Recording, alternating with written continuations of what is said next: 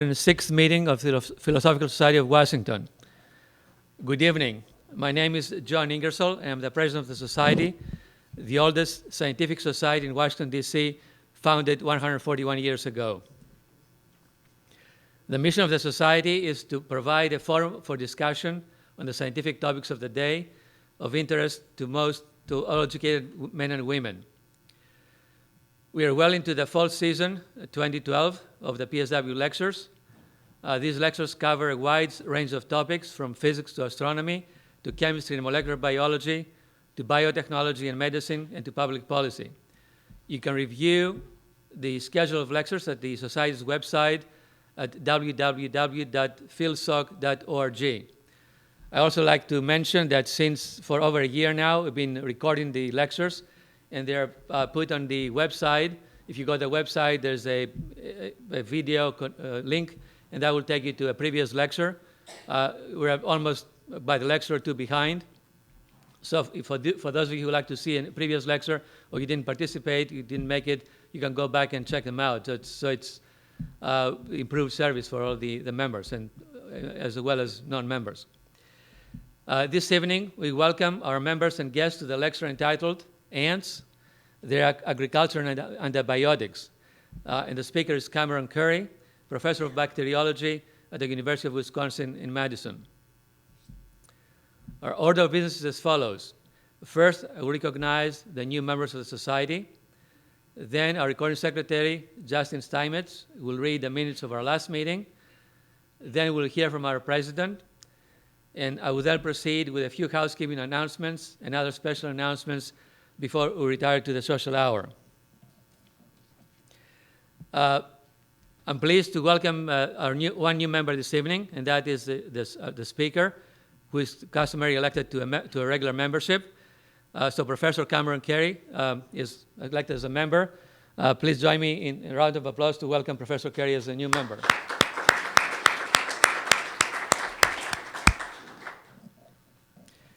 Next, our recording secretary, Justin Steinmetz, will read the minutes of our last meeting of October 12.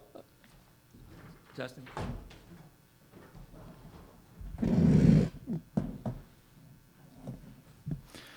President John Ingersoll called the 2,305th meeting to order at 8:18 p.m. October 12, 2012 in the Powell Auditorium of the Cosmos Club.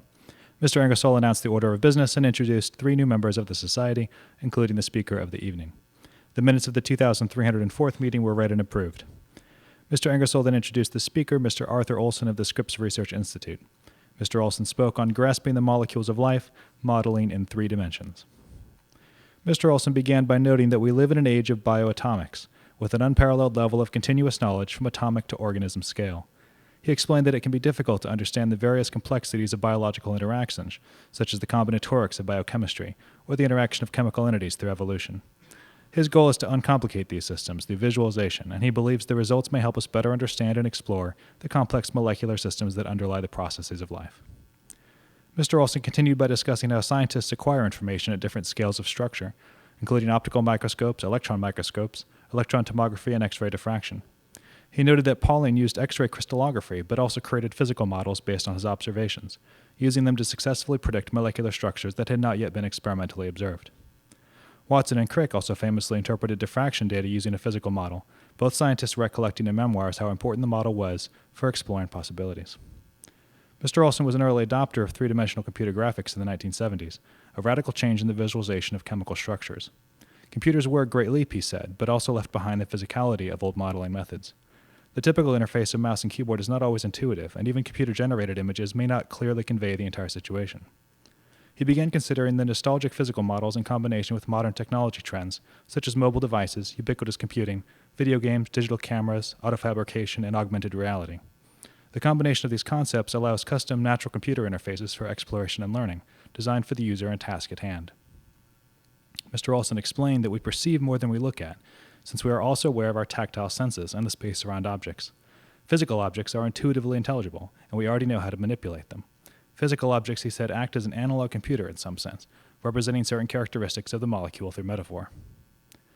Mr. Olson then demonstrated several prototypes, such as a virus model based on the poliovirus, made of multiple 3D printed pieces which can come apart and fit back together. Shaking the virus pieces in a container to simulate Brownian motion can break apart or reassemble the structure using small embedded magnets analogous to electrostatic attractions in the real virus. Further demonstrations included augmented reality components. The ability to track objects by color allows a measurement of a kind of temperature of those moving objects, displayed as a visual scale to assist learning what the ideal temperature range for assembly might be. A model of a peptide chain folds because of magnets representing hydrogen bonds, attaches to other chains to form a beta sheet, and the entire structure folds to make a beta barrel, all real chemical geometries embodied in the physical model. It's also possible to attach side chains that are identifiable by the computer's camera via a unique visual pattern, creating a new hybrid digital model. The computer can then easily calculate and display specific distances and energies of the component interactions during manipulation, even occluding the virtual components with the physical due to a knowledge of model geometry.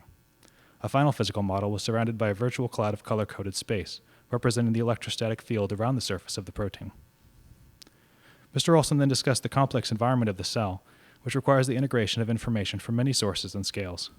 He highlighted an example of an animated cell with color-coded structural regions, along with alternative formations of equivalent volume to better communicate the relative volume of the organelles. However, he explained that this model's detail is limited to the organelle level and that it could be improved by integrating information at the scale of molecular features. Mr. Olson noted that a general solution was needed to solve the packing problem of many embedded geometric volumes with differing desired densities and density gradients. A generalized set of algorithms was developed to construct models based on these physical and biological constraints, then implemented in software. This allows researchers to easily analyze models once they've been constructed by focusing on specific areas or characteristics of interest.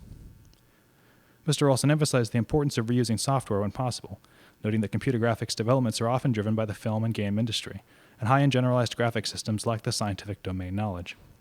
However, it is possible to integrate that domain knowledge with good design and very little extra programming, allowing the ability to use the latest in computer graphics technology without reinventing the wheel, he said. Combining existing software in new ways enables researchers to generate and animate models very quickly, accelerating the time-consuming process of constructing simulation data at the molecular and atomic level. Mr. Olson believes that visualization is how science can be understood by everybody, including students, laypeople, and other scientists.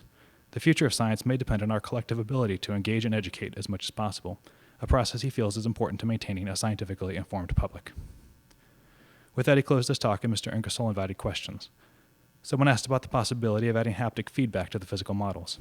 Mr. Olson explained that haptic devices are still very expensive and are sometimes difficult to use since the object has to be tethered. He has experimented with them but has not yet been fully satisfied with the results, but he believes they will be more practical in the future. Another question concerned models that incorporate larger information scales such as organs. Mr. Olson stated that he has collaborated with other scientists that are interested in heart mechanics, including the electrophysiology and cellular calcium fluxes. He explained that it is very difficult to find biological examples where enough information is continuously known from atomic to organ scales. However, drug design often depends on modeling the effect of a molecular mechanism on an organ, and could benefit from that level of integration.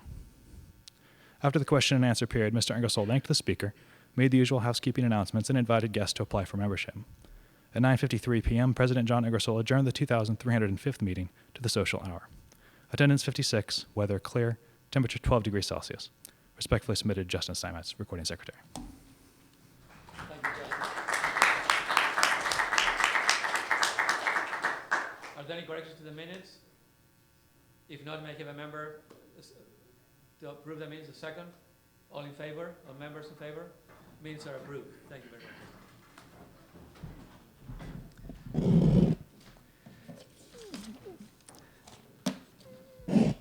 And now to the main event of the evening, the lecture by Professor Currie on ants, their agriculture, and antibiotics. I'll say a few things about the lecture, then introduce the speaker. I guess all of us know about ants. We've encountered them one way or another in our life. But apparently there's a lot of things we don't know. And hopefully this evening we'll learn quite a few things. We're in for a treat, I understand. The formation of beneficial symbiotic associations between organisms is widespread in nature. We humans are a good example of that symbiotic association. By establishing a symbiosis with another organism, a host rapidly gains access to unique goods or services previously unavailable to them. Symbiosis occurs at various levels and can be viewed as an evolutionary innovation formed between plants and animals on the one hand, and microbes on the other hand, with specialized metabolic capabilities. Ants offer multiple examples of symbiosis as an evolutionary innovation. The quadripartite association between fungus-growing ants, which is the subject of this evening, they're fungal cultivars, bacteria that feed on the fungi, and pathogens that grow in specialized pores on the ants provide a remarkable example of symbiosis. This example has implications beyond its intrinsic interest to ecologists because it can provide opportunities for the discovery of new agents in the fight against disease caused by pathogenic microbes. The talk this evening will discuss recent findings on the bacterial symbionts of fungus-growing ants. The talk will also present work indicating that the symbiosis between bacteria and insects is widespread and likely represents a vast and largely untapped source for the discovery of novel natural products such as antibiotics and antifungal agents. And now let me introduce the speaker. Cameron Currie is an associate professor in the Department of Bacteriology at the University of Wisconsin-Madison. He received his bachelor's and master's degrees from the University of Alberta and his PhD from the University of Toronto. He spent 3 years as a faculty member in the Department of Ecology and Evolutionary Biology at the University of Kansas before moving to Wisconsin. His research is highly interdisciplinary, spanning the fields of microbiology, genomics, ecology, and evolutionary biology. His lab studies the ecological and evolutionary dynamics of symbiotic associations, with particular focus on the interactions that occur between insects and microbes. His research, including extensive work with the charismatic leafcutter ants, another species, I understand, has potential applications in the fields of as diverse as bioenergy development and drug discovery. He has received a Presidential Early Career Award for Scientists and Engineers and a Government of Canada National Sciences and Engineering Research Council Doctoral Dissertation Prize. He has published more than 80 papers and has been awarded numerous grants. Please join me in welcoming Professor Currie to deliver his lecture on ants, their agriculture, and antibiotics. Professor Currie. Ingersoll, thank you for that kind introduction, and thank you for the invitation to come and speak today to the Society, it's a huge honor and humbling, in fact.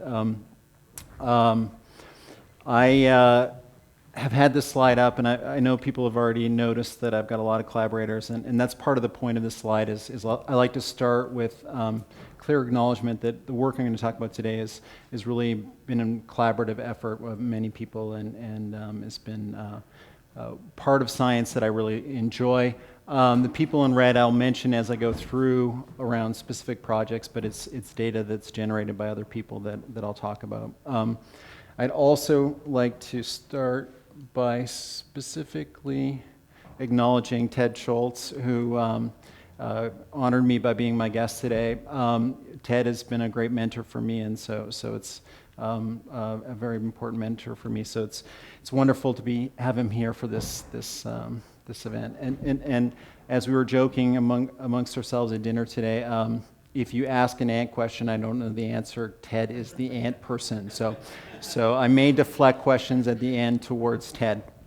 One last housekeeping event. In my lecturing at Wisconsin, I really follow, in my teaching, I really follow kind of active learning as a very important component of conveying information. And so in all my lecturing, I try to engage my students continuously through asking them questions, getting participation and discussion.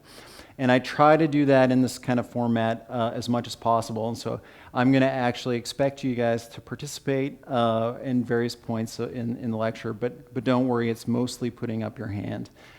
If you want to speak, that'd be fantastic, but you won't be called on, which is a little bit different than when I lecture. The other thing is, if I say anything and you don't understand and you have an important clarification question or something that's really driving you crazy, you have to ask, then please put up your hand and ask. I don't find that a disruption for me, and in fact encourage it. So that's housekeeping stuff.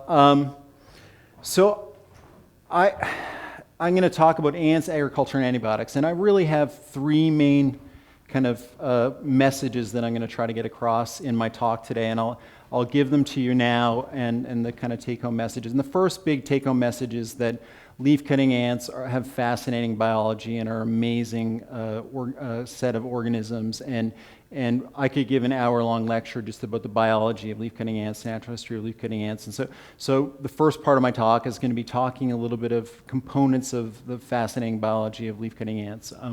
And Ted is an expert on the systematics and taxonomy of these ants.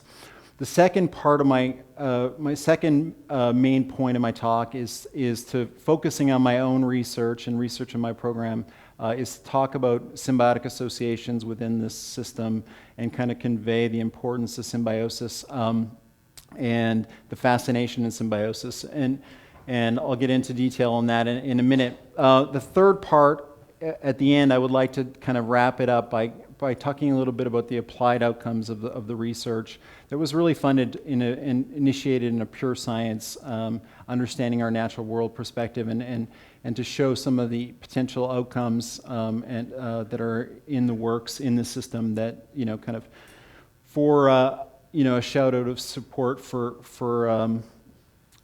pure science. I'm going to start, I often start with this quote, and I'll read it to you, and then I'll ask for some participation. It is interesting to contemplate a tangled bank clothed with many plants of many kinds, with birds singing in the bushes, with various insects flitting about, and with worms crawling through the damp earth, and to reflect that these elaborate constructed forms, so different from each other and dependent on each other in so complex a manner, have all been produced by laws acting around us. And so the first participation, who knows where this quote's from or who wrote this quote? Put up your hand. Yes. Oh, put up your hand. Don't guess yet. I'll ask you if you want to guess, but I want to see if anyone else is willing to put up their hand. Just one, two. Ted, okay, two. I'm not going to ask Ted who the answer. Yes. Who do you guess? E.O. Wilson, that's an excellent guess, but it's not accurate. But it's a fantastic guess. It totally fits with what E.O. Wilson would write. This is actually the Tangled Bank quote from Origin of Species from Darwin. And for me, the reason I start with it is it encapsulates why I'm a biologist. When I read this, I get the kind of the visualization of complex organisms interacting in nature. And so you have plants, birds, bushes, insects, worms, all interacting in complex forms. And obviously, what Darwin was referring to at the end here is produced by laws acting around us, is referring to evolution, and specifically the process of coevolution, which is an area of evolution that we have limited understanding of and has a major impact on the history of life on the planet, and is an area of strong interest of mine. One of the things that I get out of this quote and think about when I read this quote is that we now are beginning to realize that embedded within every one of these organisms, the plants, the birds, the bushes, the worms, are complex communities of microbes that are symbiotically associated. And so that Darwin didn't see this at the time, but we have these what I call tangled banks of community members embedded within these tangled banks, and that this is having a major impact on our understanding of biology. And so this is just an illustration of that I like to use. This is actually the microbial science building at the University of Wisconsin. My lab used to be on the 4th floor here, and we got moved to the 6th floor on the other side of the building, but we overlooked this oak tree. So Darwin would look at this in his time as an individual, but it's a much more complex community of organisms. There's diverse microbes, including fungi and bacteria, that occur in the tissue of these leaves. On the surface of the leaves, there's diverse microbes that have influence on drought tolerance and herbivory on these plants. And there's a huge diversity of microbes that interact in the soil of this plant that have major implications. And so this is not an individual organism, but a complex community of a plant and microbes. I will have to take water quite frequently. My microbiome in my mouth has issues with speaking. So symbiosis is the connection between two unlike named organisms, And it does not imply necessarily that you have a beneficial association or antagonistic. It refers to both kind of pathogens and mutualists. And I think it's easy to argue now that symbiosis has a major impact on the history of life on the planet. Just two major evolutionary transitions that I highlight are the origin in the eukaryotes is thought to be through symbiosis. Obviously, eukaryotes are all higher forms of life, and so without this transition, we would not be here. Colonization of land by plants is thought to be facilitated through symbiosis, and again, if plants didn't move to land, we would not be here. So two major evolutionary transitions. Symbiotic associations also have major impacts on ecosystem function. This includes our agricultural ecosystems that we depend on, and a lot of ecosystem services that we obtain involves and depend exclusively or extensively on symbiotic associations. And I alluded to it a little bit with the dry mouth comment, but it's increasingly recognized that each of us as individuals is actually a community of microbes and host cells. And so this is just one example. There's an estimated trillion bacterial cells in the GI tract of each of us. My colleague, Margaret McFall-Nye, likes to mention and have people look at your neighbor to your left. So everyone look at your neighbor to your left, and then look to your neighbor to your right, and then recognize that neighbor, a person you just look at, is only 10% human cells in total cell numbers and 90% bacterial in terms of sheer numbers. And so just an incredible thing to recognize. When I lecture about this, I make comments about, when you go home and you see your sweetie tonight and you're feeling kind of cuddly, you remember they're mostly a microbe. So a complex community of organisms associated with each of us individually, and this has implications on our own susceptibility to disease. And also there's evidence now that disruption of that microbiome can actually influence cancer rates or cancer development, and is an emerging major area of science that is really important and exciting.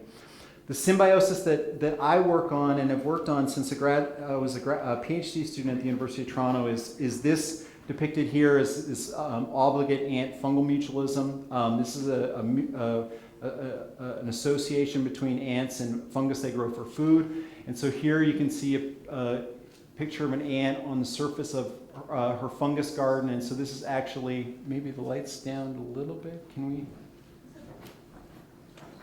I have some videos coming too. So you can see this is actually leaf fragments here in the fungus garden, and this white material on the surface is actually mycelium of their fungal mutualist that they're culturing for food. And so this is equivalent of kind of an agricultural association. The ants grow fungus for food. And so the benefits in terms of the breakdown of the mutualism is the fungus serves as a primary food source for the colony. And in exchange, as I'll show you in a minute, the queens disperse the fungus from parent-offspring nest. The workers, as I'll show you in a second, obtain substrate and add substrate into the fungus garden, and they go to great lengths to protecting it, as I'll show you throughout my lecture. So obligate mutualism between ants and fungus. The ants can't survive without the fungus, and the fungus can't survive without the ants, okay? So does everyone have that ant fungal mutualism? Because there's more players coming, and if you don't get the two first down, you won't be able to follow it. So this ant fungal mutualism was thought to originate about 45 million years ago, and this is one of the best estimates is work by Ted Schultz here. And we think it originated in the Amazon basin in South America. This map illustrates the distribution of fungus-growing ants. I think there's actually fungus-growing ants in this area, near this area, right, Ted? Yeah. Okay. And expert. That's why he's here. There's actually a species that goes into the Pine Barrens in New Jersey, and so there's a northern distribution into the Pine Barrens in New Jersey and down into the southern part of Argentina. They only occur in the New World, and as I said, originated around 45 million years ago.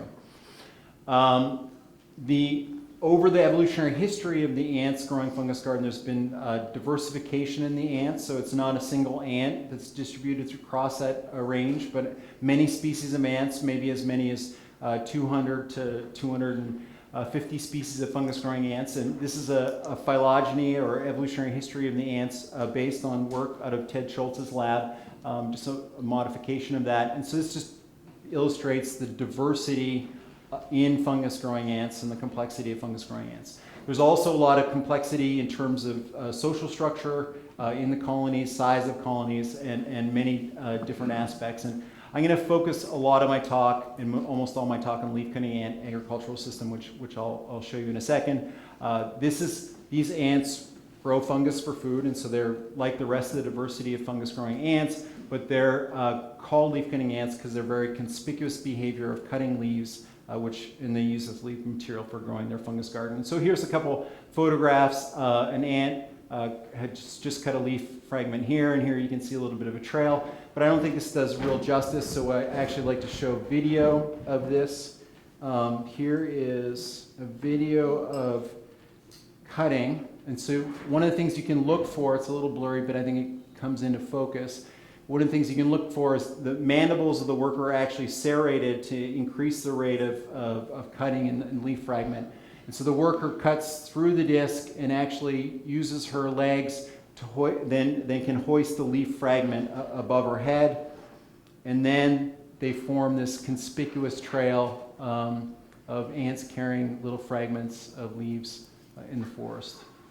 How many people have seen leaf-cutting ants before? I get more hands up always for this question than the evolution, the Darwin quote. I know it's always good.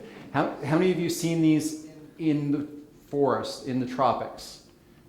In the tropics? Mm-hmm. How many of you seen them at the Natural History Museum here at the Smithsonian? You've seen Ted's ants. Very cool. How many of you have seen the University of Wisconsin ant cam? 2 people. We have a live webcam on our nest in our colony in Wisconsin, and please check it out if you have interest. So they have this very conspicuous behavior of cutting leaves and carrying these fragments of leaves, and anyone who's seen them in the tropics or even seen them in places like the Smithsonian, you get captivated by this behavior. And in fact, when I was first a grad student, I found that I would have to stop having the ants on my bench because I would spend too much time watching them just do their behavior, and actually had to get them away so that I could actually focus on the research that I was doing. And this is a spectacular component of the system, but to really appreciate the scale of leaf-cutting ants, we have this Google Earth image that Jared Scott, a former grad student in my lab, took. And so this is from 1.85 kilometers up above Paraguay. These white dots on the savanna are actually not crop circles, but actually active nests of leaf-cutting ants. So you can see an active leaf-cutting ant nest from the upper atmosphere.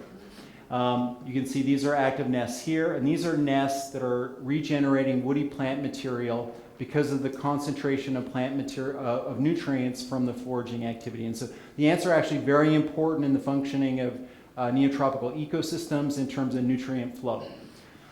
But to really get a better appreciation, here's an insert of an excavated nest, and so this is not the forest floor, but the savanna floor, and these are 2 people inside this excavated nest. This is not, I had nothing to do with this digging, so I cannot take credit that I did any of this work, and I think you could probably guess who did most of the work in this illustration. I have grad students now, and I don't do much digging anymore, so I can admit to that. This is another illustration of a savanna. This is a nest where they poured concrete into the colony, an abandoned nest, and then spent a very long time excavating it. And so these are people again, and these are tunnels to give you an idea of kind of the complexity of the cities of leaf-cutting ants. And these are chambers which would have fungus gardens. So very complex society and very complex component of these colonies. The most conspicuous individual in a leaf-cutting ant nest is the queen, and so this is an illustration of an Atta queen or a leaf-cutting ant queen. This is the head of the queen here. This is the thorax, and this is the abdomen, and these are legs. And so these are actually workers, her workers, and this is her fungus garden. So you can see the queen is significantly larger than her workers, and I'll show you that a little bit more discreetly or explicitly in the next slide. This individual, if the queen dies, the colony dies. She can lay estimated 60 million eggs in her lifespan. She can live 10 to 15 years and oversee, I'll put in brackets, oversee a colony of as many as 10 million worker ants, all kind of embedded in this single nest architecture. So very impressive individual. She can also store sperm for the length of her lifespan in her spermatheca from her initial nuptial flights. Another amazing aspect of the biology of these ants. And I don't really think we have a very good understanding of how that's done, do we, Ted? And this is great to have you here. You should come to all my talks. As I indicated, there's complex social structure in these ants. Here's the queen that I just showed you. But there's actually there's a range of different sizes of workers, but there's 7 distinct categories of sizes. These are minimal workers, what we call minimal workers, and these workers are thought to be optimum in size in terms of tending the fungus garden and doing behaviors embedded within the fungus garden. And the opposite extreme, you have what are called soldiers. We call soldiers, and these workers' job is mostly protection in the colony. These soldier ants can actually bite through leather shoes and draw blood, and they have very powerful mandibles. And you can see their head is actually significantly enlarged to store the mandibular muscles in the head capsule that are able to move those mandibles to cut through leather shoes.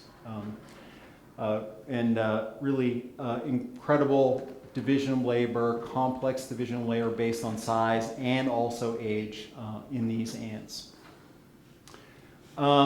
This is the life cycle of leaf-cutting ants. So this is just a cartoon depiction of a mature nest. When the colony reaches sexual maturity, prior to the nuptial flight, the colony will produce new what we call male alates and female alates, and these are the reproductive casts of the ant colony. And the queens, at a certain time of the year, there will be, at the beginning of the rainy season, there'll be certain cues that will initiate a nuptial flight for a specific species of ant in a specific population. The queens new queens, the alate queens, will take a little pellet of their mother's fungus garden infant structure called their intrabuccal pocket, and they'll go up on a nuptial flight and they'll mate with males in this synchronized nuptial flight within this population. And this is actually a spectacular sight. You can actually see vast numbers of queens and males going out at the timing of these nuptial flights. Has anyone seen a leaf-cutting ant nuptial flight? This is, Ted, you've seen one now. This is incredible, the numbers of ants that are sent out.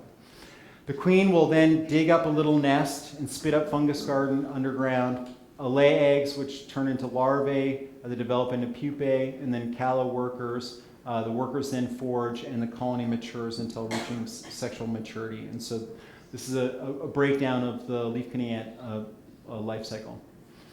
One more slide, and then I'm going to talk about biology of leaf-cutting ants, and I'm going to get into a little bit of my interest in why I started working on the system. And I want to talk just briefly about the fungal cultivar. I've been talking a lot about the ant component of the system.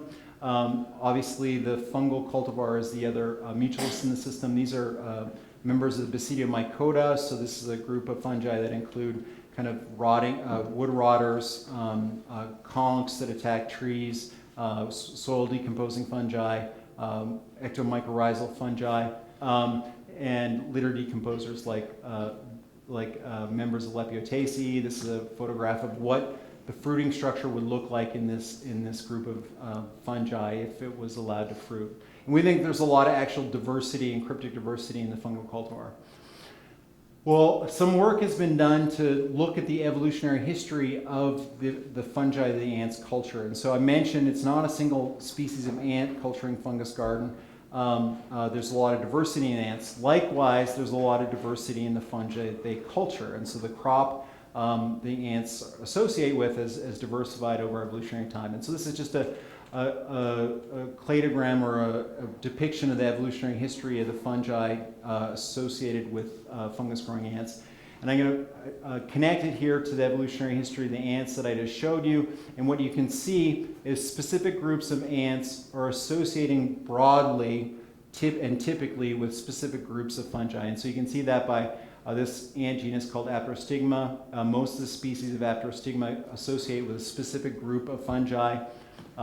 Much of the diversity of what we call lower attines associate with several specific lineages of fungal cultivars. And as you get up into the more derived lineages of fungus-growing ants, you have more even tighter association between the ants and their cultivar. The main point of this, if you're not following it, is that as the ants diversified, the fungal crops that they associate have diversified. And so there's a process of coevolution. Does that make sense? Okay, I'm going to get some more participation here. I became fascinated by this system and wanted to decided to work on it when I was looking for PhD projects. And this depiction here is a representation of a paper that was published in Science in 1994 that compared the evolutionary history of the ants with the evolutionary history of the cultivar. And what they showed was this coevolutionary pattern. They also of co-diversification. They also in the field, it was speculated that the ants clonally propagate their cultivar, and they also maintain a monoculture of crop. Okay, so monoculture of clonally propagated crop that has probably been undergoing these factors for maybe 45 million years. Okay, so what is the major issues humans have when you clonally propagate a crop of a monoculture? Pathogens. In human agriculture, we have major problems with disease when we have monocultures of genetically homogeneous crops. And so I thought, well, that's really neat. But in reading the literature, it was reported extensively that the ants were so good at agriculture, they maintained their garden free of disease. I was like, well, wait a sec. Clonally propagated monocultures for tens of millions of years, no disease. Wow, that's pretty amazing. Given human agriculture, we have major problems with disease of monocultures of crops over tens of years, and major problems. So I really started with two interests in the system. Is when I started digging into it, I thought, well, people actually hadn't strictly tested the idea that the gardens were maintained free of the disease. And so I thought, well, I'll look for diseases. Are there specialized diseases in the system that people haven't found? And then I also thought, well, or maybe the ants have evolved amazing mechanisms to deal with disease. And so I thought, well, either I'll, kind of design my PhD project around this.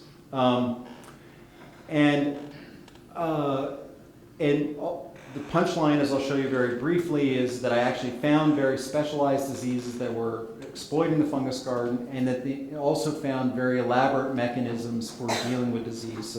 So I found both. And first, the pathogen. This is fungi in the genus Escovopsis. So you have ants that grow fungus for food, and you have these specialized crop pests that are also fungi. These are microfungi or members of Ascomycota. This is what Escovopsis looks like in culture. This is what it looks like under the microscope. And here's a healthy nest of a Trachymyrmex colony, a fungus-growing ant colony.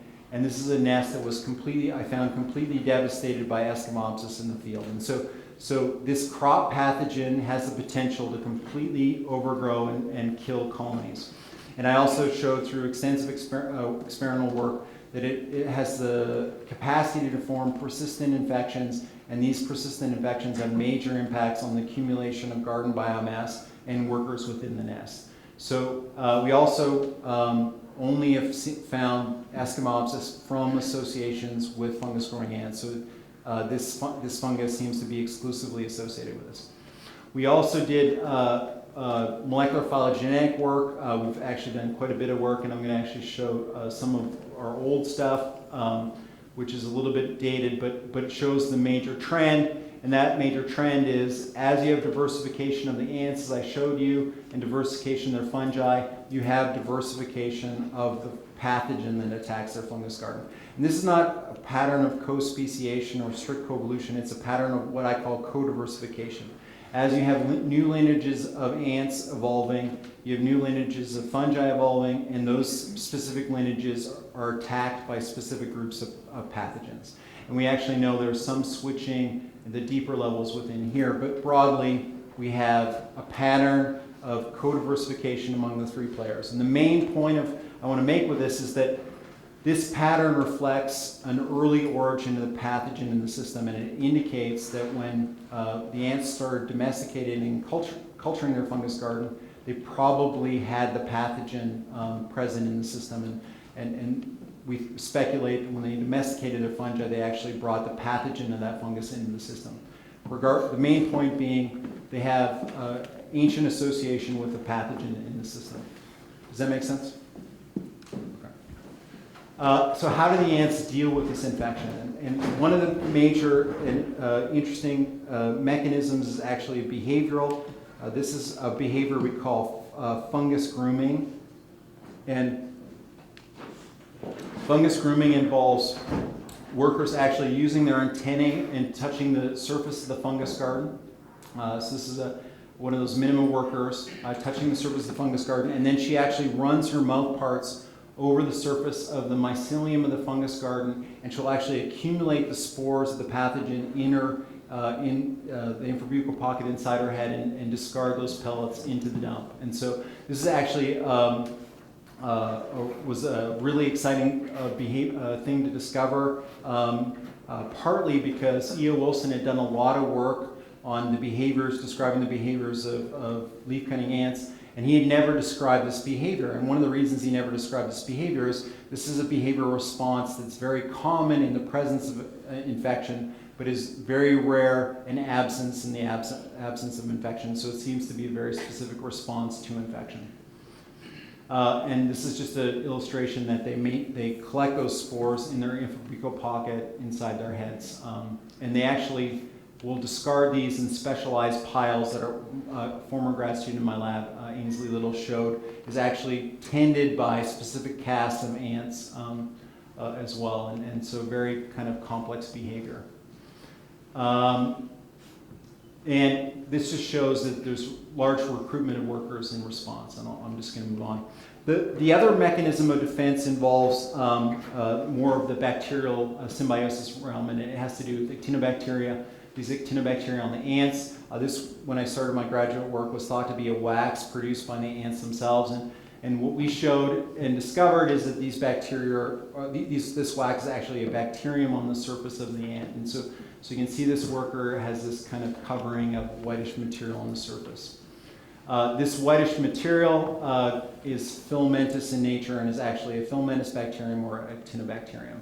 And what I found was that the queens on their nuptial flight will actually have the presence of the bacterium on their surface, this form of vertical transmission that is what happens, what the ants vertically transmit their cultivar. Finding them vertically transmitting the bacteria suggests that the bacteria are playing an important role. I found that they occurred on specific locations on the ant, and I'll actually show you why in a little bit later in my talk. And what I knew was that actinobacteria were well known for production of antibiotics, and in fact, initially, I thought it was actually kind of a funny joke. We thought, well, maybe not only did the ants through evolution discover the benefit of culturing their own fungus for food or growing their own crop for food, but maybe they discovered the benefit of associating with bacteria for production of antibiotics long before humans did. And so it was actually a bit of a outlandish idea, but in fact that's what we found. If you grow the bacteria from the surface of the ant in culture and you challenge it with the pathogen in the fungus garden, you get these potent zones of inhibition. And so the bacterium cultured on this nutrient agar media challenged with the pathogen in the fungus garden, you get this area where the fungus will not grow because the bacterium secreting secondary metabolites or antibiotics that are suppressing the growth. Does that make sense? Okay, it's in. We've been working with John Currie, who's a natural product chemist at Harvard Medical School, and this is a former postdoc in his lab, Don Chan O, to look at the chemical structure of some of the compounds produced by these bacteria associated with the ants. And this is denturomycin, the first compound that we've described, that we've shown is responsible for the activity inhibiting the pathogen in the fungus garden. So we've done a lot of, I was thinking I had another slide there, we've done a lot of experimental work to support the role of the bacteria in defending the fungus garden, including showing that when you remove the bacteria from the ants and you infect, you get greater biomass of the loss in the fungus garden. How am I doing for time? What's that? Yeah, fine. But am I halfway? What? 30 minutes? Okay. Okay.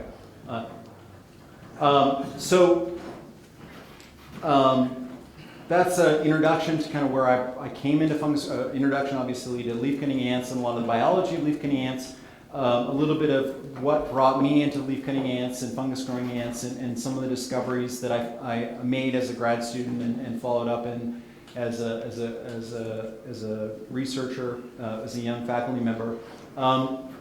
And so in the last half of my talk, I want to focus on these questions. And the first is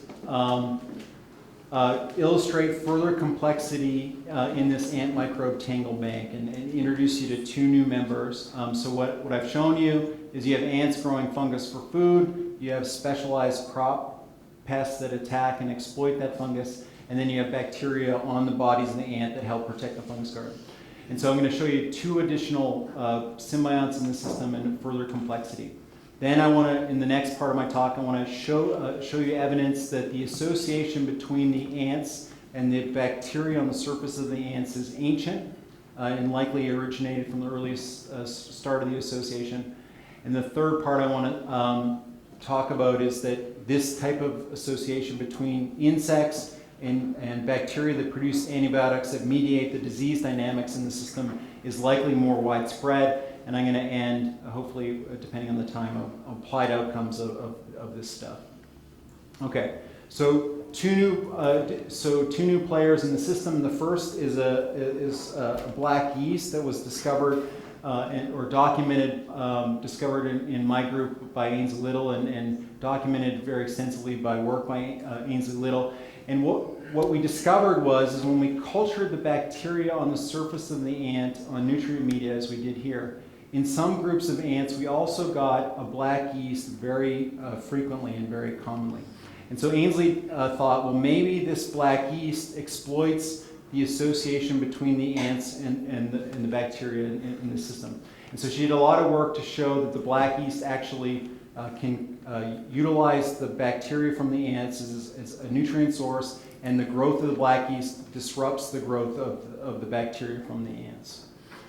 But then, so she thought it was a parasite in the system and a pathogen in the system. But then Ainsley couldn't find any negative impact on the success of colonies or on the health of workers, and that suggested it was not, pathogenic, but maybe commensalistic, kind of a neutral association. But then she came up with this really interesting idea is, well, maybe the presence of the black yeast disrupts the ability of the bacteria on the ants to deal with garden infection. Okay, so this kind of context dependence that I like to call this. And so what she did is she did an experiment where she crossed the presence of black yeast with the presence of Eschimopsis in this group of ants called Aperostigma. And so she did this 2x2 factorial experiment, okay?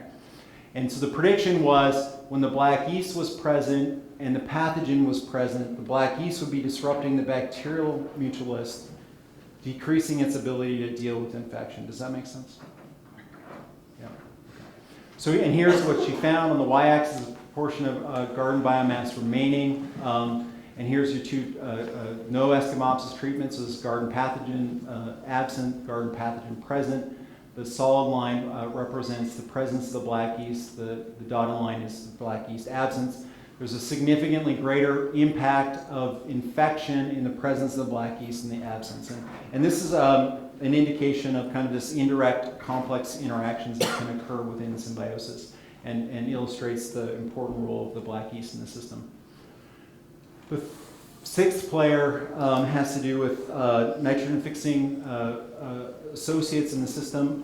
One of the important things in human agriculture has been the development of fertilization, and before development of fertilization, growth of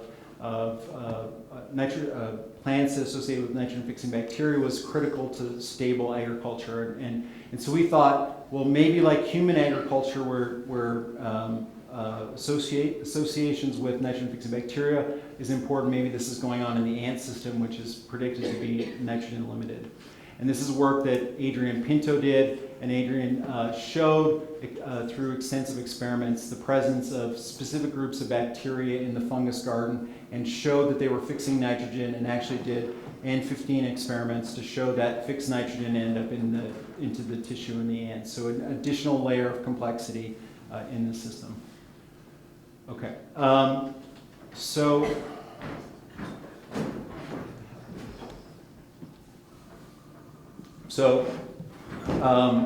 I think the main point of the last two slides, I know, and rather quickly, is that there's a lot of discovery and complexity in the system that is still out there to discover, and that is one of the exciting things about the biology of leaf-cutting ants and working on the system. And a lot of it is microbial in nature and symbiotic in association, and a form of evolutionary innovation in this system. So now I want to address multiple lines of evidence that supports an ancient association between these ants and antibiotic-producing bacteria. And this is very interesting because in our own use of antibiotics over tens of years, we have major problems with evolution of resistance in pathogens. And so the idea that the ants have been associating with bacteria to derive antibiotics for tens of millions of years is really an interesting question. I'm going to show you multiple lines of evidence supporting this being an ancient association. And I'm also going to show you some interesting biology associated with this as well. So this is an ant in the genus Acromyrmex. This is the white growth of the actinobacteria on the surface. If you bleach off the actinobacteria, as I did, you discover that under it is these tubercle structures on the surface of the ant. And if you look at the early acquisition of the bacteria and growth in the system, the bacteria actually grows on the surface of these tubercles, and they grow between the surface of the tubercles. So this is growth of the filamentous bacterium between these tubercles. And if you section through this cuticle, as we did, you discover there's gland cells and channels, gland cells inside the tissue of the ant, and channels that connect these gland cells to the surface of the tubercles. So the ants have morphological modifications on their surface connected to glands under that are presumably producing the nutrients to support the growth of the bacteria on the ants. Okay, so this supports that the ants are supporting the growth of bacteria, and is clear indication they're morphologically modified for maintaining the bacteria, which is support for this being a long period of association, but not necessarily really strong support. But that's in Acromyrmex. If you look at another genus of fungus-growing ants, such as Syphomyrmex, these modifications for associating with the bacteria are even more elaborate. So this is an species called Syphomyrmex caustatus. This is the head of the ant. This is actually the fungus garden. And these two white areas are patches of growth of the filamentous bacterium. Okay? If you do SEM on that structure, here's the bacterium, and if you bleach it off and you remove the bacterium, as I did, I discovered that the ants actually have very elaborate crypts, exactly where the bacteria grow, and this is what bacteria grows in, is inside these crypts here. And so this is the bacterium present, bacterium removed with bleach, indicating major morphological modifications for culturing the bacteria. Working with Johan Billen, who's an ant gland expert, we sectioned through here, and this light blue here is actually the cuticle of the ant. The purple is the growth of the bacterium, or the filamentous bacterium, and you can see little channels. This is the cuticle of the ant. Here's little channels connecting the crypt, where the bacteria grows, to the inner surface. This is inside the ant, and we found paired glands exactly under the crypts connected to the surface. So major morphological modifications and associated physiological modifications definitely for maintaining the bacteria and likely for supporting the growth of bacteria. And because these are different in a different group of ant, it supports this being a long-term association, right? Okay. Well, the morphological modifications get even more elaborate. This is one of my favorite slides. This is actually an image Ted Schultz took of an ant in the genus Cyclomyrmex. Can everyone see the white dots on the surface of the ant? Does everyone agree that this ant is covered in white dots? Is the ant covered in white dots? Yes. Yes, okay, good. Well, each one of those white dots is actually an opening to a crypt full of bacteria, the bacterial mutualist symbiont in the system. If you do a sagittal section through this ant, you discover this ant is just outlined in crypts that house the actinobacteria. Massive morphological modifications and changes for supporting their bacterial mutualists in the system. And I would argue that the ants appear to be more morphologically and physiologically modified for maintaining their bacterial associate than they are for their fungal associate, based on, at least on this group here. This change, I think, supports an ancient association. Do people agree it's supports an ancient association? And anyone not believe it's an ancient association? Well, you can hypothesize that it's not convergent, but you don't know. I mean, if you don't have molecular evidence that the sort of crypt versus the nodules have some sort of similar protein association. I mean, yeah, it's a good guess, but for growth or for ancient association? For ancient association. Okay, so Yes. so it's a model supporting ancient association, right? But you're not convinced, right? No. Not completely convinced. No, I'm glad not everyone's convinced, because I have one more piece of evidence.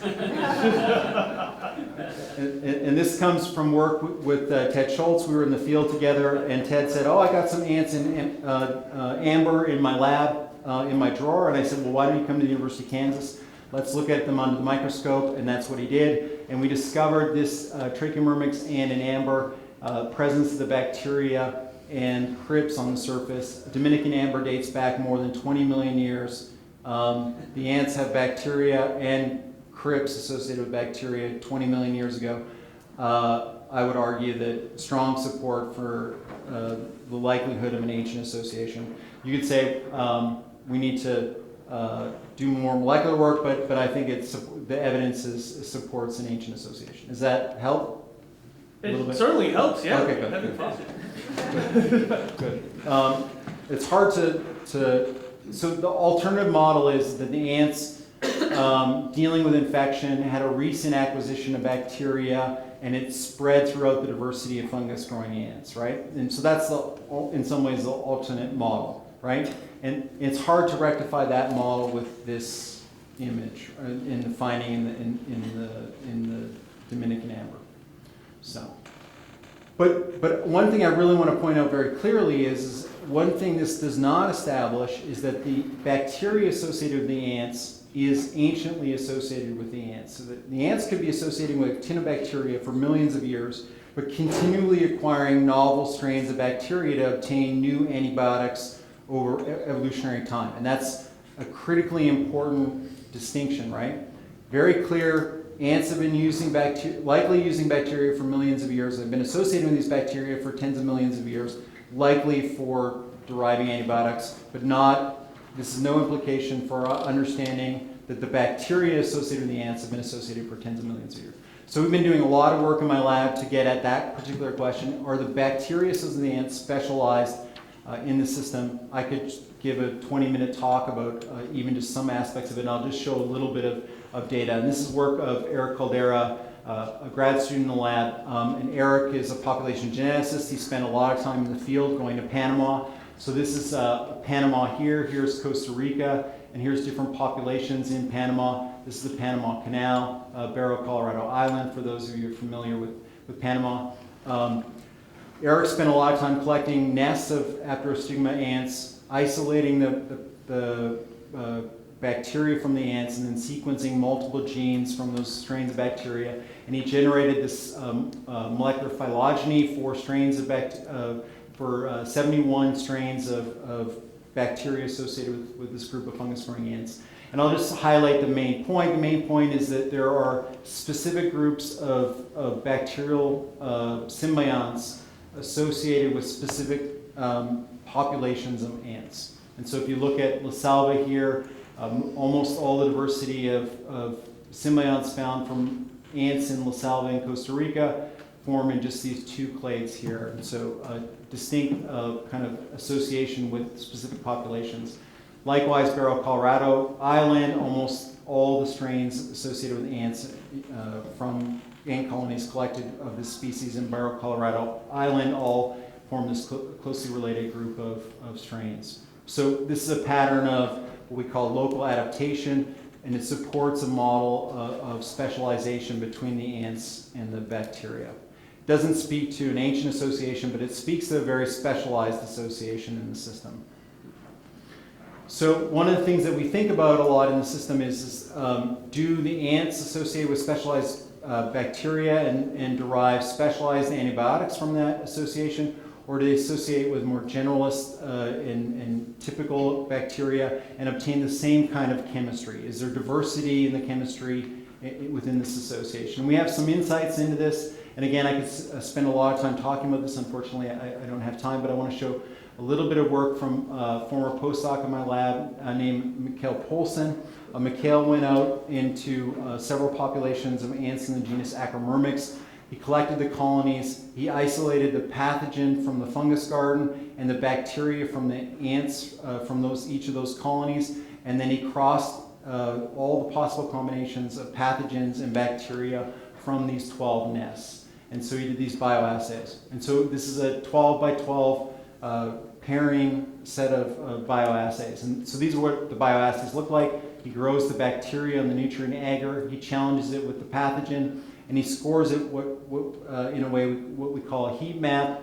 Red represents very strong inhibition of the pathogen by the bacterium. So this is a bacterium from a nest that has high activity against the pathogen, all the way down to white where the pathogen is resistant to the antibiotics produced by that colony's bacterium. Does that make sense? Okay. So I have the data hidden. If all the ants associated with bacteria that are similar, that all have similar inhibition profiles, that all inhibit all the pathogens, it should all be red, right? All the combinations. If there's lots of resistance, then it should be white. And if there's variation, there should be a mixed pattern. And that's in fact what we found is a lot of variation in the inhibition profiles of different colonies. So again, here, each column actually represents a strain of bacteria from the ants, and each row represents a pathogen from a particular colony of ants. And so you can see that this colony's pathogen isolated from this colony is inhibited by most of the bacteria from the different colonies, except for it's resistant to one. And so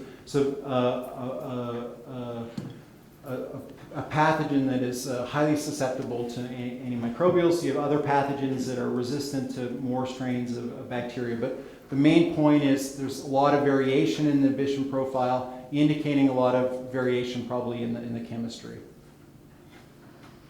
Okay, so a specialized association between, I would argue, at least on a current extant situation, apparent specialized association between specific groups of bacteria with specific groups of ants and some chemical diversity. But I want to talk a little bit about why we think there's specialized associations with specific lineages of bacteria. And this is work that Sarah Marsh recently completed. And so what Sarah asked is, how do ants get their bacteria? Okay. How do they acquire their bacterial symbiote in terms of individual workers within the colony? We know the queen brings the bacteria from the parent nest, but how do workers obtain their bacteria? And what we know is that when they pupate and they become a new callow worker or merged worker, they do not have bacteria present on the surface. And so a pupa emerges, and we did SEM on these workers in the genus Acromyrmex, a one-day-old adult from the pupal case, we did SEM. These are those tubercles I showed you early, completely clean, no bacteria present on the newly emerged workers. So they're not acquiring the bacteria, they don't have the bacteria present on them as pupae that allows them to have them as workers. So they're acquiring them after eclosion or after they become adults. Is that clear? This is very important because I'm going to show a few slides about that. We know within 6 days old, you actually start to have the growth of the bacteria, and by 14 days, you have these workers that we call sheep that have a complete coating of the bacteria on the surface. And so Sarah asked the question, how does the worker who emerges without the bacteria acquire the bacteria? And so what she did was, and so the other thing we know is that they emerge free of the bacteria, so she can actually control what exposure these workers have in terms of possible acquisition of the bacteria. And so what she did is she did an experiment where she had 4 manipulations. So she took pupae out of parent colonies, she isolated them with a little bit of fungus garden, she has a leaf fragment, a little disc here, and some moisture. And so you have an individual pupa isolated from the parent nest. And one group of pupae had a treatment where they had minor workers from a different genus of fungus-growing ants that do not have the association with the external symbiont. So these are atta. So this is a pupa reared by an atta worker, another genus worker. Then she had a treatment of pupae raised by minor workers of that particular parent colony. So minor workers, we also know, have less abundance of the bacteria and typically do not have bacteria present. The third treatment she had was pupae of major workers, the larger workers, with the bacteria. And the fourth treatment she had was pupae of majors without the bacteria and with the bacteria. And so she had these 4 treatments. And what she found was on the y-axis is the proportion of ants acquiring the exosymbiont in the experimental treatment. Blue is acquiring, green, I don't know why she wrote, or green is clear, meaning no acquisition of the bacteria. When she had these pupae raised by the other genus of ants, she got no acquisition of bacteria, so they can acquire it from other ants. When she had pupae raised by minors that have no visible actinobacteria or exosymbiont on them, she got no acquisition of the bacteria. And when she also had major workers with no bacteria, she got no acquisition. She only got acquisition when workers were raised by other workers of the same caste that had bacteria present.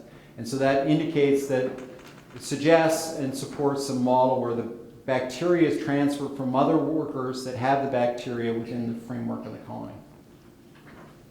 And that probably mediates some of the specificity in the system.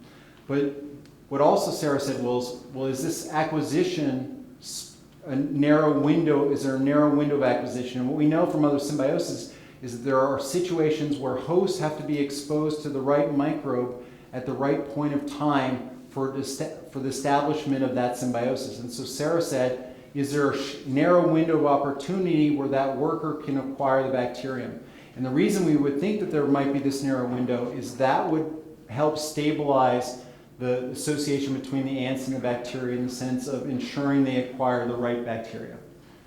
And so what Sarah did was she used the same experimental design where she isolated pupae from parent colonies, and this time she raised them with minor workers, rearing a major worker without the bacterium because she knows that would happen. And then she added a major worker with the bacterium at different time points after the pupa emerged to be an adult. And so she's testing this specific window of opportunity. And what Sarah found, again, on the y-axis is proportion of ants acquiring the bacterial symbiont by time. So her control is where she gave exposed the ants to ants with bacteria immediately. Then she had a 0 to 1 hour window, 1 to 2 hour window, and a 7 to 8 and 24 hour window. And you can see that in blue is acquired the bacteria and red is no acquisition of bacteria. You can see that even exposure of the ants to other workers with bacteria, even in the 0 to 1 hour window, she already has a decrease in the frequency of acquisition. And by the 1 to 2 hour window, she only has around 20% acquisition. So and by 7 to 8 hours, she gets no acquisition. So very narrow window of opportunity for acquisition of the symbiont. So how am I doing for time now? Yeah, about 15 minutes. About 15 minutes? Okay, perfect. Okay, so if I lost you with that last little bit, changing gears, one last point that I want to make, and then I'll wrap it up with kind of the applied outcomes. The discovery of ants using bacteria for production of antibiotics in the fungus-growing ant world was the first example of a animal associated with actinobacteria for production of antibiotics. And one of the things that I realize now that I forgot to mention is that the majority of antibiotics we use pharmaceutically are derived from the same group of bacteria. And so you have ants using bacteria to derive antibiotics to deal with disease, much like humans do. We develop our antibiotics from bacteria that produce antibiotics. But this benefit suggests that other organisms in nature would likely benefit from associating with antibiotic-producing bacteria. And so we went out and asked this in multiple systems, and I'm only going to show you two examples. One is this system involving southern pine beetles. Southern pine beetles attack pine trees. They make galleries. They lay their eggs. Their larvae feed on the phloem of the pine tree, and they associate with fungal associates. And people are probably a little bit familiar with mountain pine beetle, which have a big impact in the Pacific Northwest on pine trees. Well, in the pine beetle system, we know that there's beneficial fungi in the genus Entomocorticium, and they have an antagonistic fungus called Ophiostoma. And so the presence of the Ophiostoma has negative impacts on the beetle through impacting their beneficial fungus. And so we thought, if these beetles had bacteria that produce antibiotics that suppress the antagonists like the ants do, but did not impact the beneficial fungus, this would be beneficial to the beetles. And that's in fact what we found. Here's a grub of a beetle in a gallery, and what we found is the fungal mutualist grows along the surface of the gallery of the beetles, and that there's these filamentous bacterium like what the ants have associated with them growing inside the gallery.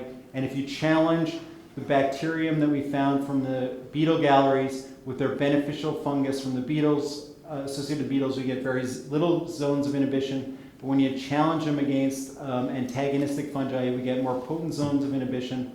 But more importantly, we did work with natural product chemists who determined the structure of the compound being secreted by the bacterium.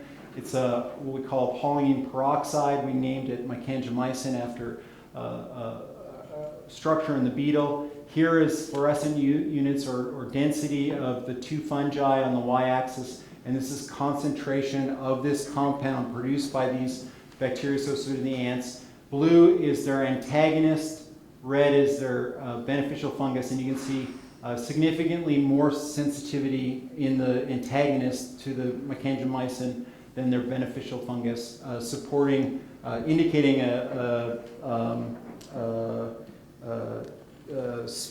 specificity and activity and increased sensitivity in the antagonist in this system, supporting a role in associating with it.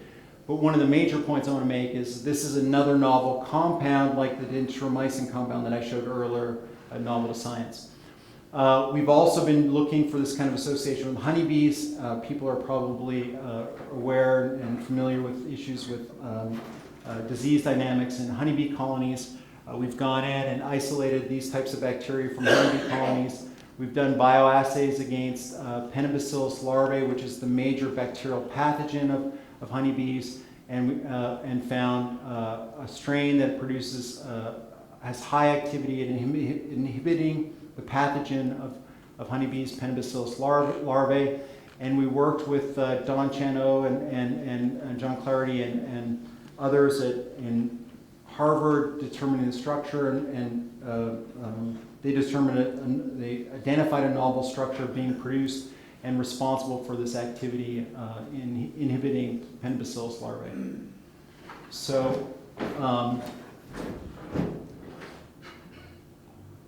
one of the things that we're particularly excited about is the specificity of this antibiotic towards Penibacillus larvae. And so on the y-axis is optical density, which is a measure of amount of growth of the bacteria. We tested 4 different groups of bacteria, including the pathogen of honeybees, Penibacillus larvae, and some closely related strains. and we found significantly greater sensitivity in the specialized pathogen of honeybees to epitomycin, the compound from honeybees. To give you a little bit of context why we're interested in this is that most people view antibiotics as more broad spectrum, and that's kind of the typical view of how antibiotics operate.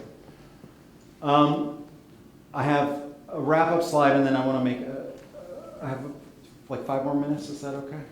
Yeah, is everyone, 7, 8 minutes, yeah. Are people doing okay? Yeah. Fading? It's only me who's fading? Everyone else is okay? Everyone else is great.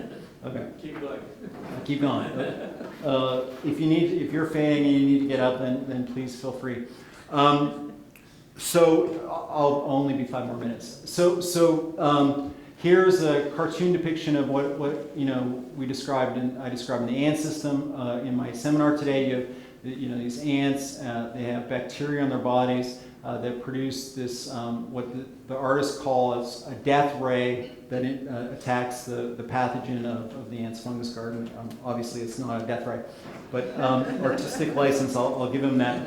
I hope in describing the fungus-growing ant kind of symbiosis and community, I've kind of brought back the complexity of interactions in symbiotic communities and kind of what I call this tangle bank within tangle banks and the complex interconnections of interactants in the system. I hope I've given you some indication that many aspects of this symbiosis are ancient, and that it's highly likely that the ants have been associated with actinobacteria for tens of millions of years, and I would argue likely from the beginning, and that the bacteria they're associated with now are at least specialized, although we cannot speak to how long the bacteria have been associated with this. And I hope I went over this really quickly at the end here, and sorry if I lost you, but I gave you some examples of other systems that we've looked in for this type of association and found. And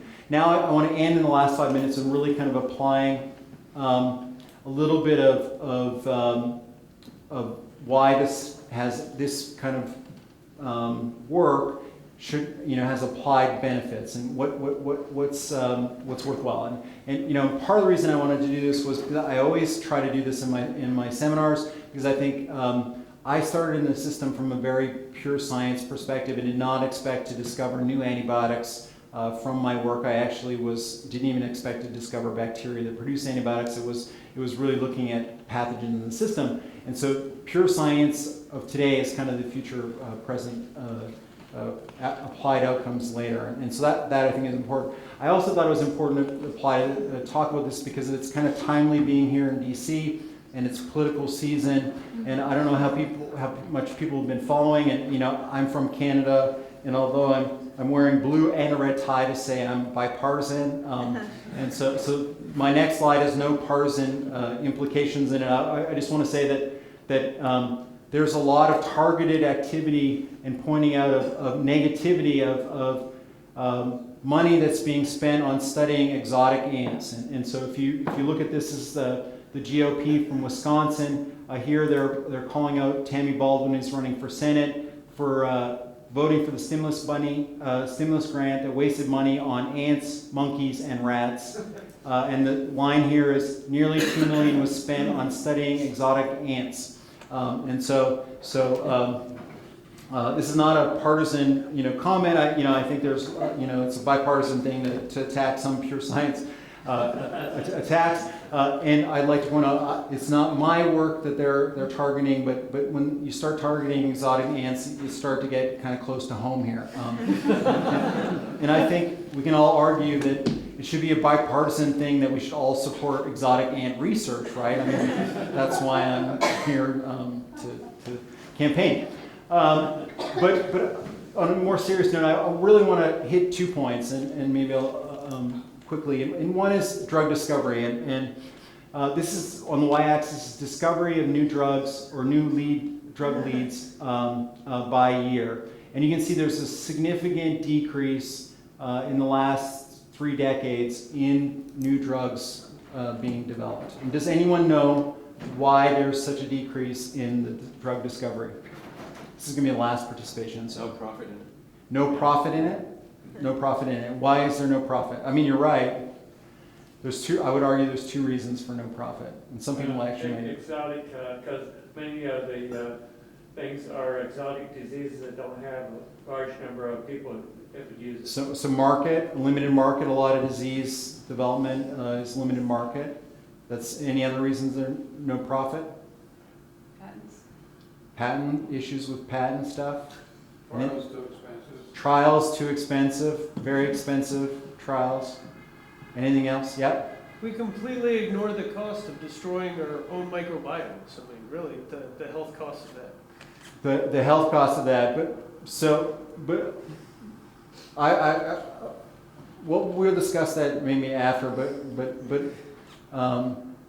there's one more reason I mean, pharmaceutical companies have gotten out of it because the profit's not there. But there's one other reason that there's been a significant decrease. Does anyone know? So the vast majority of drug leads are developed from actinobacteria, like what the ant's associated with. And the vast majority of those drug leads have been from strains of actinobacteria isolated from the soil. And so everyone's probably familiar with streptomycin. Everyone? Yes. Yeah, streptomycin, right? It's from streptomyces, which grow in the soil. The majority of antibiotics that we use and a lot of our drug leads come from streptomyces isolated from the soil. Okay?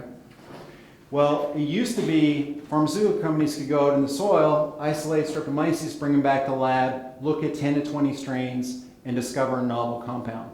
But now the estimate is that they have to look at 10,000 to 100,000 strains of streptomyces to find one novel compound. And the reason that is because they keep finding known compounds from those strains, right? It's been exhausted. There's limited novel stuff to be explored there. And so part of the reason this decrease has gone down is because the sources of compounds is there. Well, we've discovered in our work with John Currie, I'll show you in a minute, but we've discovered a little bit of a summary on this. We've discovered 8 novel compounds that are potential drug leads from 75 strains of bacteria associated with insects in our system, in our ant system, in the honeybees, in the bark beetle work. So our discovery rate is orders and orders of magnitude much more successful than the current standard. And in fact, I do have an NIH stimulus grant, not just to support studying exotic ants, but to take these drug leads, these novel compounds, and test their potential as drug leads. And I just want to talk about 3 of them. One is the ant system we found, and I showed you this structure densiromycin. Well, it's actually passed an anti-cancer screen at the NIH. Mycanjamycin, I showed you from the beetle system. It actually has very high activity against malaria. Our major limitation is it's unstable, but there's possibility that chemists could work on stability. And epinomycin is effective at inhibiting the major bacterial disease of honeybees, which has potential for being a biocontrol agent in terms of mediating health of honeybee colonies and has obviously applied outcomes.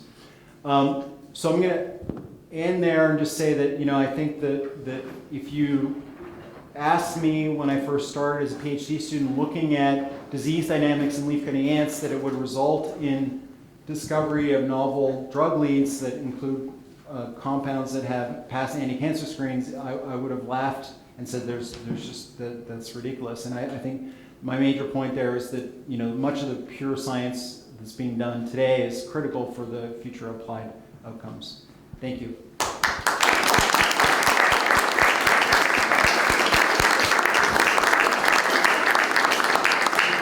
Thank you very much. We have time for 1 or 2 questions, quick questions. Yes, David? Yes. You showed that the ants had specific structures on their body to carry the bacteria. What about honeybees? I've never seen any particular structures of that sort on honeybees. Yeah, so the question is, the ants have very elaborate structures for maintaining the bacteria, but what about honeybees? And he hasn't seen them. Do you maintain honeybees? Yeah. So I didn't have time to go into detail, but one of the things that we've in our honeybee work, that we are currently pushing on is really localizing and identifying where those bacteria are associated with, what components of the system. We actually isolated that strain from kind of comb material, and we've isolated related strains, closely related strains from other components of the system, including the bees. And so we don't know where the bacterium may be growing. And we, in fact, one of the things that we're really pushing hard on is we need to localize the bacterium to really establish the details of the symbiosis. So there could be their infrastructure and not on the bee itself. Yeah. And we've been doing microbiome work on honeybee colonies in terms of describing the general microbial community. One of our hypotheses or ideas is that honeybees have kind of a normal microbial flora, that not just the bees have it, but the colony has it. And we've shown, our initial work indicates that different components of honeybee colonies have different microbial communities, much like humans have different microbial communities in their gut and in their GI tract and on their skin. And so we're in the process of kind of describing that. And we think, like in humans, the thought in humans where you have disruption of the normal healthy flora, you have some more susceptible to disease. Honeybees could be the same thing. In fact, when we treat honeybee colonies with chemicals to deal with mites and other things, we might actually be having a negative consequence on their native microbiota that might make them more susceptible to disease. But we have not seen any structures on the bees for maintaining the bacteria. Yes? One last question. Go ahead. You showed the ants and the amber. Is the bacteria, you confidently said it was the same bacteria, is it viable? Can you plate it? Or do you have DNA in there? What is directly observable in these ancient ants? So, I mean, I've spent a lot of time looking at bacteria growing on ants, as you can imagine. And the growth of the bacteria is in the localization of the bacteria fits with what we'd expect. But then, more importantly, the crypts, openings of the crypts look like what we would expect. The assumption would be is if you cracked open the amber, that the bacteria would not be viable. But one possibility would be is trying to get DNA and doing sequencing. We've been sequencing the genomes of bacteria from across the diversity of fungus-growing ants, from extant fungus-growing ants that we've cultured. So if we could get a genome from the bacterium from amber, that would help us go a long way to kind of make an argument about whether the bacteria associated with the ants currently, in our current situation, is derived from the same group of bacteria, or whether there's been switching. So, thank you. Thank you. So, speaker, around.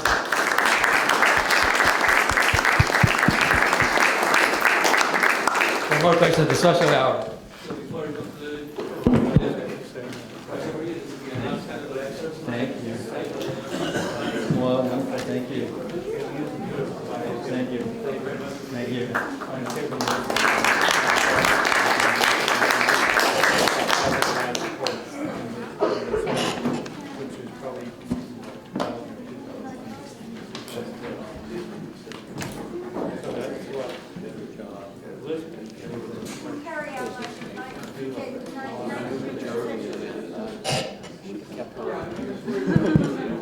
And now a few housekeeping announcements before we conclude.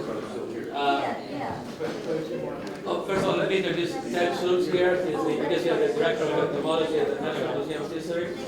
Yeah. Sure, entomology. Thank you very much for coming.